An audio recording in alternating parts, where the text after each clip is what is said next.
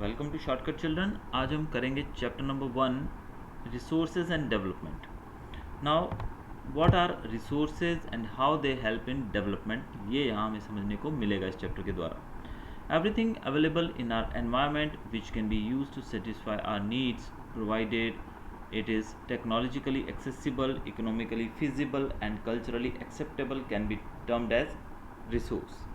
तो ऐसी कोई भी चीज़ जो कि हमारे एनवायरनमेंट में उपलब्ध है, हमारे वातावरण के अंदर यानी कि इस पृथ्वी के ऊपर उपलब्ध है और हमारी ज़रूरतें पूरी करने में वो हमें मदद करे, भले वो टेक्नोलॉजी के तौर पे हो या फिर इकोनॉमिकली हमारे लिए हमारी पहुंच के अंदर हो और कल्चरली हम उसको एक्सेप्ट कर सकें, यानी कि हम अपनी जीवन की सुख सुविधाओं के लिए उन चीज़ों का उपयोग कर सकें। और उन चीज़ों का उपयोग करने में हमें, अगर हम टेक्नोलॉजी का यूज़ करते हैं तो उसमें भी वो कारगर हो। अगर हम इकोनॉमिकली यानी कि मनी मैटर्स में बात की जाए कि वो हमारी पहुंच के अंदर हो, कि भाई ऐसा भी ना हो कि बहुत ही महंगा हो कि हम उसको बड़ी मुश्किल से ख़रीद पाएँ।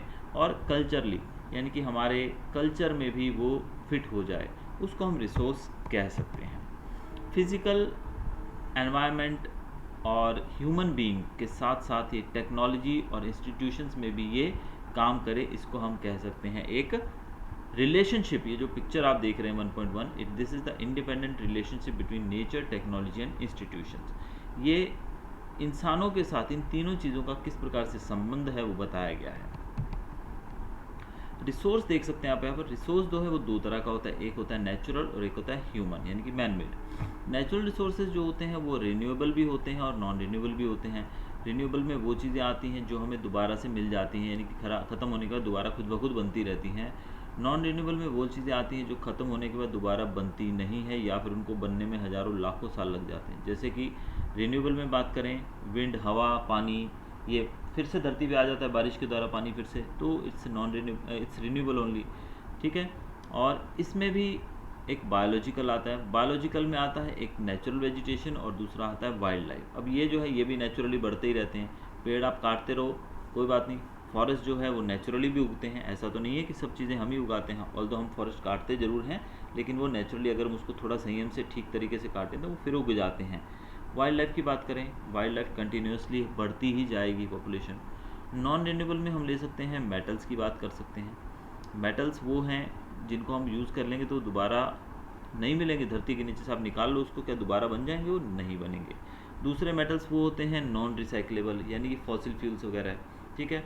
रिसाइकलेबल का मतलब वो होता है जिनको हम दोबारा से रिसाइकिल कर सकते हैं। जैसे कि आप जानते हैं कि लोहे की चीज़ें, आपके घर में भी कबाड़ी वाला आता होगा, भंगार वाला, जो कि सामान लेता होगा लोहे का सामान, तो वो क्या करते हैं उसको इंडस्ट्री में भेजकर फिर से रिसाइकिल करवा देते हैं, तो उसको हम बोलते हैं रिसाइकलेबल। दूसरा होता है नॉन रिसाइकलेबल। अब जैसे कि फॉसिल फ्यूल्स की बात करें, घर में आप गैस जो जलाते हैं, जो मम्मी यूज़ करती है किचन में, क्या वो गैस को आप दोबारा बना सकते हैं ख़त्म होने के बाद?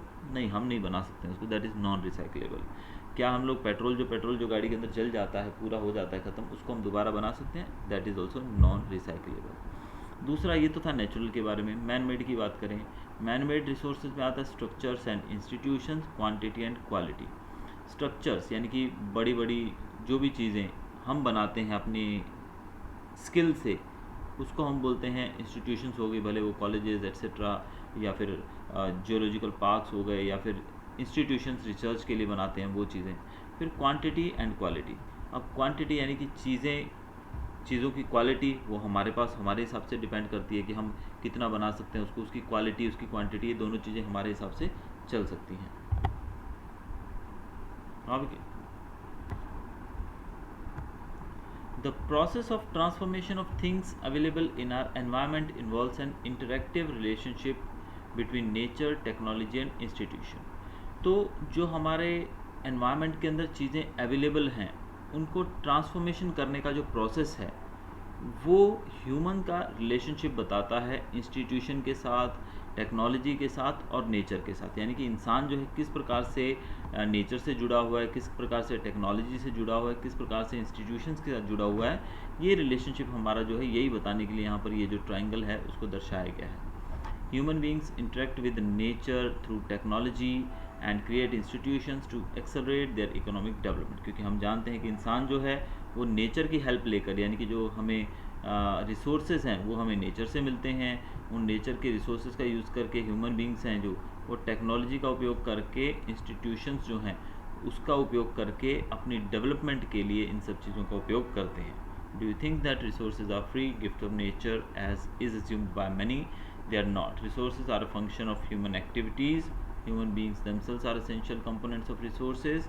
They transform material available in our environment into resources and use them.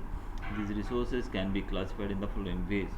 अब क्या आप कह सकते हैं कि जो ये रिसोर्सेज हैं ये हमारे लिए नेचर का फ्री गिफ्ट है. ऑल्दो ऐसा तो हम समझते ही हैं, हम पढ़ाते भी हैं बच्चों को कि नेचर के द्वारा जो ये चीज़ें हमें दी गई हैं, these are a free gift of nature to अस.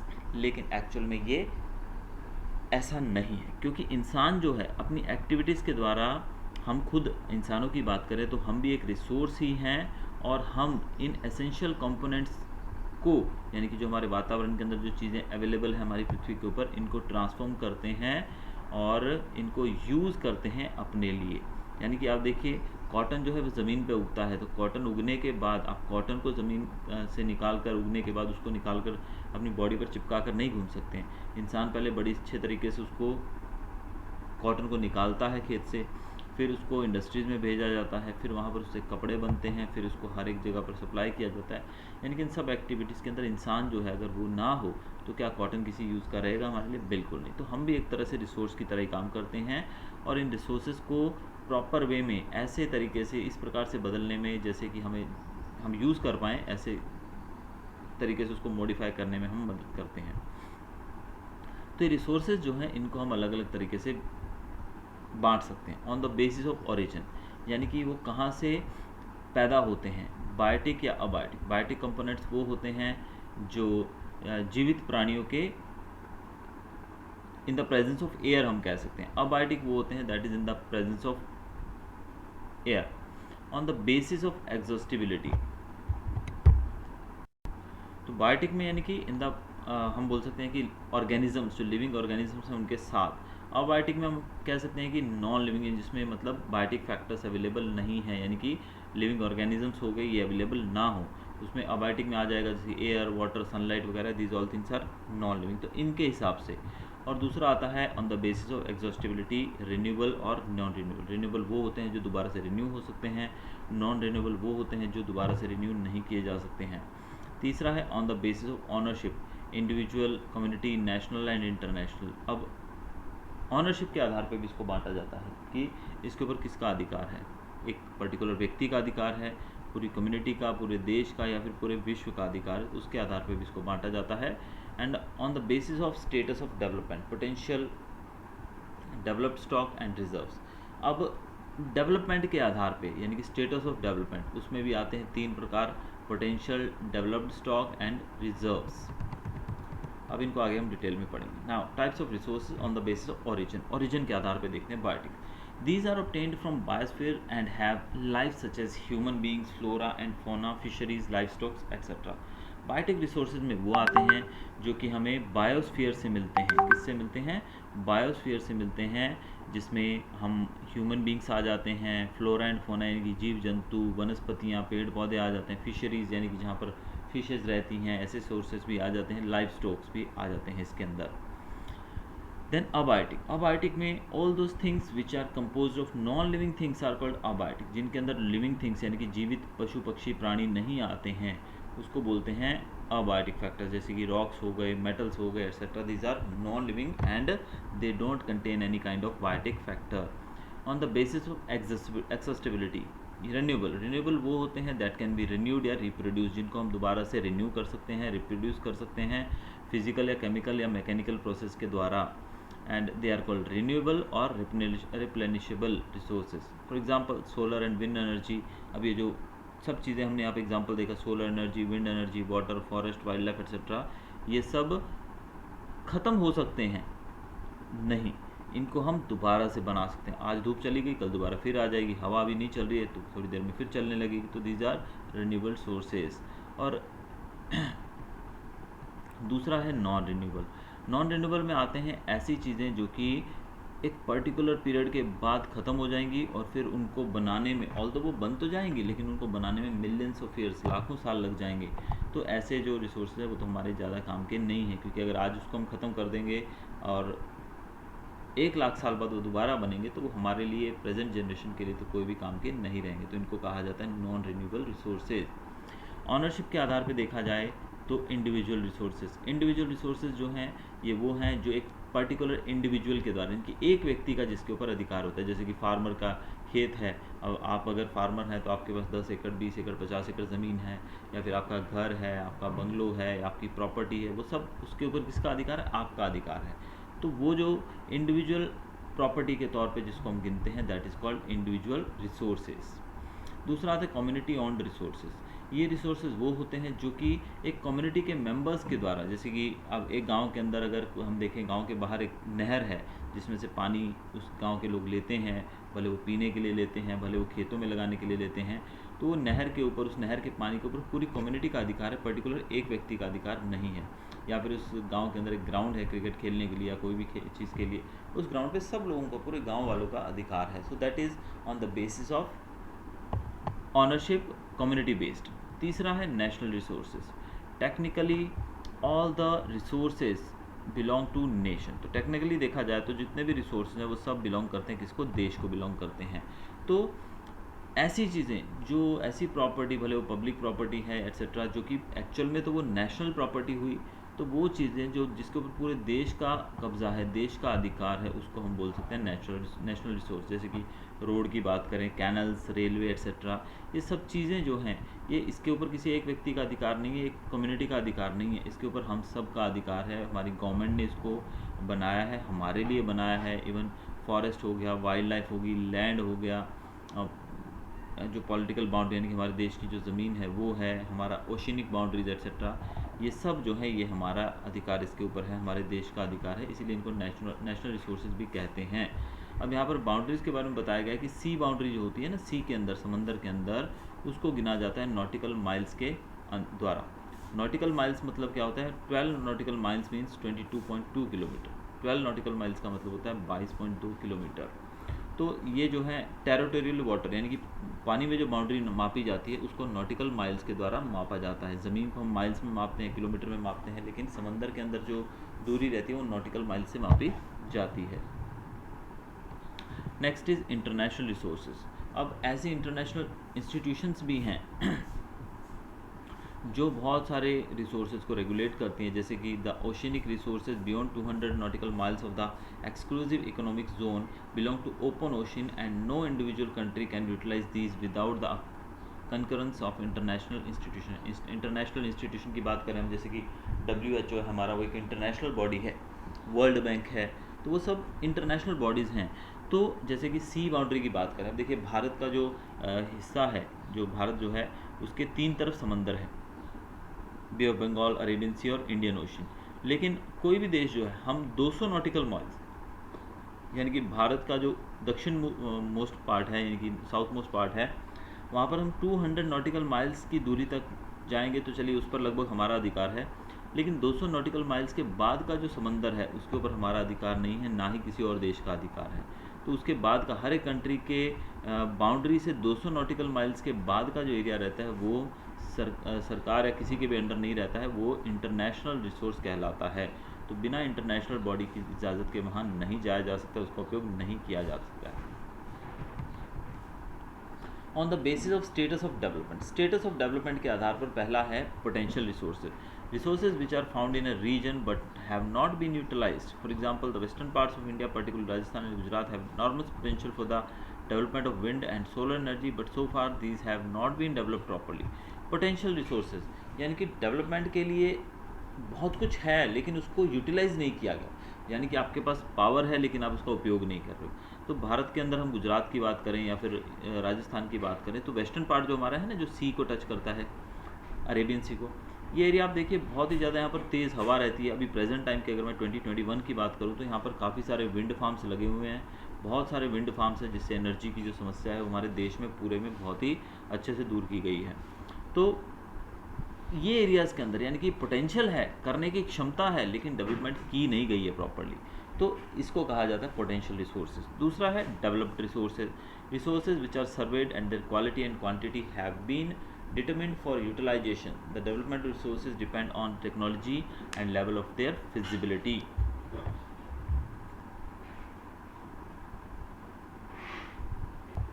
इसमें ऐसे रिसोर्सेज आते हैं जिनको सर्वे किया गया है, जिनकी अध्ययन कर लिया गया है, जिनको स्टडी कर लिया गया है, उनकी क्वालिटी और क्वांटिटी के को स्टडी कर लिया गया है और उनकी यूटिलाइजेशन को डिटरमाइन कर लिया गया कि इनका उपयोग कहाँ हो सकता है, कैसे हो सकता है, इसको यूटिलाइज करने का एक सिस्टम बना लिया गया है।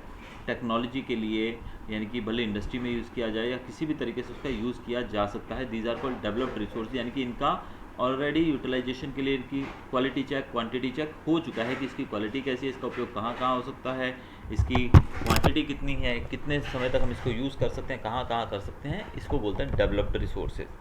स्टॉक की बात करते हैं। Materials in the environment which have the potential to satisfy human needs but human beings don't have the appropriate technology to access these are included among stock. For example, water is a compound of two gases, hydrogen and oxygen. Hydrogen can be used as a rich source of energy, but we don't have advanced technical know-how to use it for this purpose. Hence, it can be considered as a stock. अब हम बात करते हैं stock की। तो stock में ऐसी चीज़ें आती हैं जिनके बारे में हमें पता तो है कि इसके अंदर ये चीज़ है, लेकिन उसको यूज़ कैसे करना है, वो यूज़ करने की हमारे पास टेक्नोलॉजी नहीं है। जैसे कि आप जानते हो कि हाइड्रोजन जो है वो एक बहुत ही रिच एनर्जी का सोर्स है, लेकिन हाइड्रोजन जो है वो हमारे पास है भी बहुत। कैसे? आप जब साइंस में पढ़ते हैं, hydrogen plus oxygen will give water, यानी कि वाटर जो है it is a mixture of hydrogen and oxygen. लेकिन उस वाटर के अंदर हम हाइड्रोजन को निकाल नहीं सकते हैं। कैसे निकालेंगे? इसकी हमारे पास कोई टेक्नोलॉजी नहीं है कि हम उस वाटर में से हाइड्रोजन को निकाल के उससे एनर्जी पैदा कर सके। तो इसके लिए हमारे पास एडवांस्ड टेक्नोलॉजी नहीं है, तो इसीलिए हम वाटर को कह सकते हैं एक स्टॉक। रिजर्व्स की बात करते हैं अभी। Reserves are the subset of the stock which can be put into use with the help of existing technical know-how, but their use has not been started.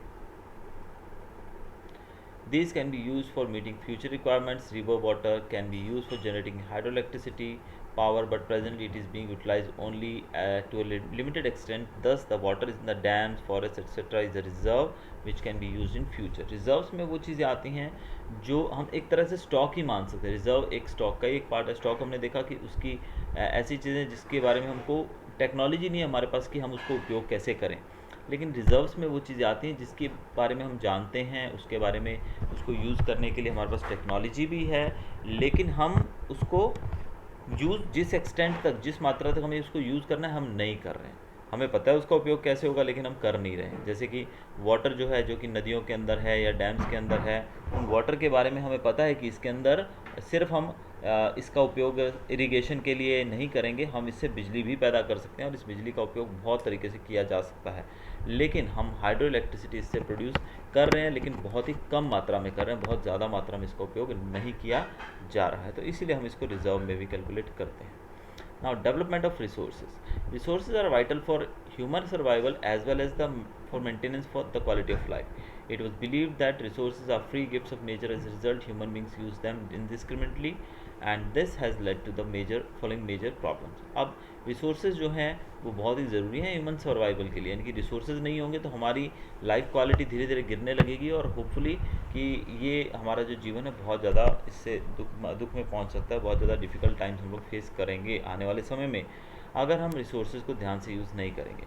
लेकिन इंसान ने इस गलत फहमी में कि ये एक फ्री गिफ्ट है नेचर का हमारे लिए, इसको इतना ज़्यादा एक्सप्लॉइट किया है कि आज बहुत सारी समस्याएं हमारे सामने खड़ी हो गई है। जैसे कि depletion of resources for satisfying the greed of a few individuals. हम कुछ पर्टिकुलर लोगों के, एक उद्योगपति जो लोग हैं, जो बड़े बड़े बिजनेसमैन हैं, जो सिर्फ और सिर्फ पैसा कमाना जिनका एक मोटिव है, उन लोगों के लिए हमने इन रिसोर्सेज को डिप्लीट करना, ख़त्म करना शुरू किया है, जिससे ये जो रिसोर्स है धीरे धीरे ख़त्म होते जा रहे हैं। Then accumulation of resources in few hands, which in turn divided the society into two segments, that is haves and have nots और rich and poor.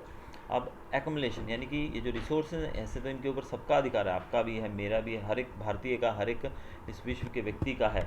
लेकिन ये जो रिसोर्सेज हैं ये सिर्फ कुछ लोगों के ही हाथ में दे दिए गए हैं, जिस कारण से वो अपनी मर्ज़ी से अपने फ़ायदे के लिए इसका उपयोग करते हैं, लेकिन आम आदमी को इससे कुछ नहीं मिलता है। Then indiscriminate exploitation of resources has led to global ecological crises such as global warming, ozone layer depletion, environmental pollution and land degradation. अब इतना ज़्यादा यूज़ किया जा रहा है इन रिसोर्स का, स्पेशली द फॉसिल फ्यूल्स, कि ये जो ग्लोबल इकोलॉजिकल बैलेंस जो था वो बिगड़ चुका है, बैलेंस जो है वो ख़त्म हो चुका है। इसी कारण से global warming, ozone depletion, then environmental pollution, degradation, ये समस्याएं हमारे सामने खड़ी हो गई हैं। And equitable distribution of resources has become essential for a sustained quality of life and global peace. If the present trend of resource depletion by a few individuals and countries continues, the future of our planet is in danger. अगर इसी तरीके से हमारे जो resources हैं वो कुछ गिने चुने लोगों के हाथ में रहा और वो अपने फ़ायदे के लिए इसको नुकसान पहुंचाते गए, तो रियल में हॉलीवुड मूवीज़ की तरह हम किसी दिन एक ऐसे प्लानट पे रहेंगे जिसके अंदर जो अमीर लोग हैं वो तो ऐशो आराम से जी रहे हैं। खैर आज भी वैसा ही हाल है, वो तो ऑक्सीजन खरीद कर भी ले लेंगे, लेकिन आम आदमी जो है ऑक्सीजन के अभाव में, रिसोर्सेज के अभाव में अपना अस्तित्व बचाने में हमें मजबूर दिखाई देगा। Therefore, resource planning is essential for sustainable existence of all forms of life. Sustainable existence is a component of sustainable development.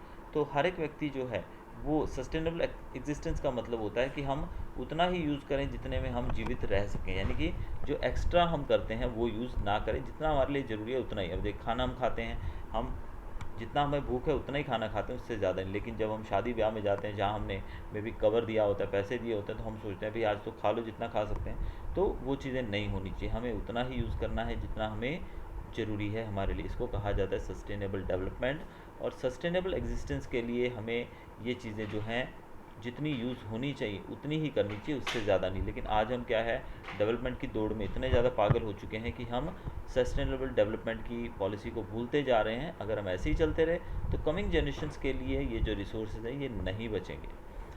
Sustainable development. Sustainable economic development means development should take place without damaging the environment, and development in the present should not compromise with the needs of the future generation. Sustainable development का मतलब यहाँ पर बताया गया है कि हम environment को नुकसान पहुंचाए बिना डेवलपमेंट करें, यानी कि हमें विकसित होने का पूरा अधिकार है, हर एक व्यक्ति का, हर एक देश को अधिकार है विकसित होने का, अपना विकास करने का, लेकिन एनवायरनमेंट को नुकसान पहुंचाए बिना ये करना है। और एनवायरनमेंट को नुकसान ना पहुंचाने से यहाँ पर तात्पर्य ये है कि आप आज अगर डेवलपमेंट की दौड़ में आगे बढ़ने के लिए इतने ज़्यादा रिसोर्सेज का यूज़ कर लेंगे कि आने वाली जनरेशन्स के लिए अगर ये चीज़ें अवेलेबल नहीं होंगी तो वो कैसे जिएंगे।